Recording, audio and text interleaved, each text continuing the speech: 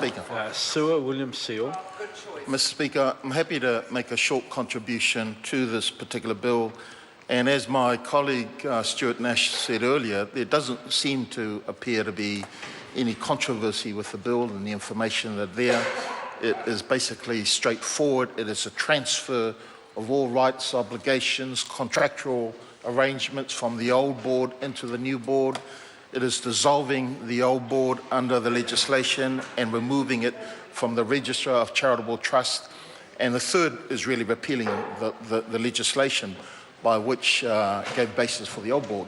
The only thing that I would suggest and raise at this earlier stage, which I believe the Select Committee could relook at it, the bill does not make any reference to the trust deed. It does not make any reference to how the members of that trust will be elected. It does not make any reference to whether the trust deed will be changed. Yet, in the explanatory note, it does make reference that the old board was essentially set up for property purposes, for real estate. The new board is wanting now to expand its obligations. Order. And so, sir, I think that would be, and particularly with the chair of the Government Administration Committee here, that is an area that I would hope that members of the association may want to enlighten the committee. I want to acknowledge the fact that the church has provided, or whoever drafted the legislation, has provided a fairly comprehensive history of the organisation, and it's wonderful to note the wonderful work they've done, not only in New Zealand, but on an international level. But I think those things, we owe it to the wider membership to have a little bit better look in that, and I'm hopeful that people who make submission to the Select Committee process would raise it.